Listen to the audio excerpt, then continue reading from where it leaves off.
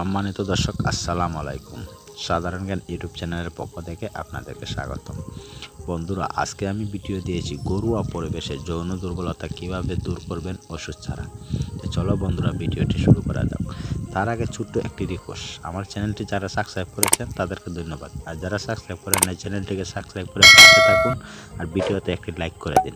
তো চলো বন্ধুরা, ভিডিওটি শুরু করা যাক।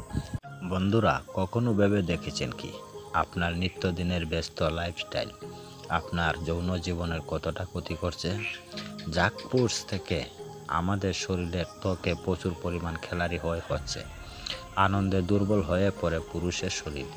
এই ঘাটতি পূরণের জন্য প্রয়োজনে প্রচুর পরিমাণ পুষ্টিকর খাবার গ্রহণ করতে হবে।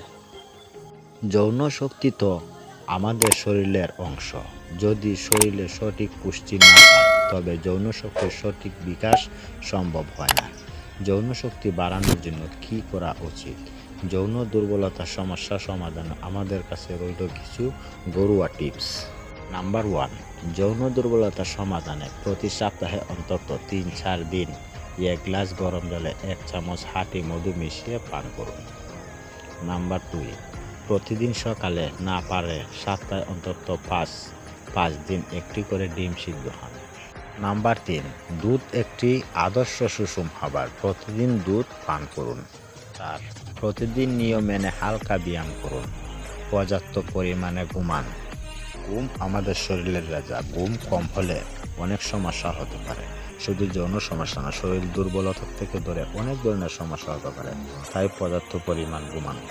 বন্ধুরা, ভিডিওর উপরোক্ত নিয়ম মেনে চললে যৌন দুর্বলতার সমস্যা থেকে মুক্তি মিলবে বলে আশা করা যায়।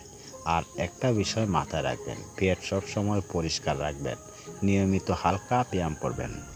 আর বন্ধুরা, আমার ভিডিও থেকে যদি আপনাদের উপকারে আসে তাহলে অবশ্যই চ্যানেলটাকে সাবস্ক্রাইব করে দেবেন আর ভিডিওতে একটি লাইক করে দেবেন, তাহলে ভিডিও বানাতে খুব আনন্দ লাগে। তো আজকের মতন বিদায় নিলাম, আল্লাহ হাফেজ।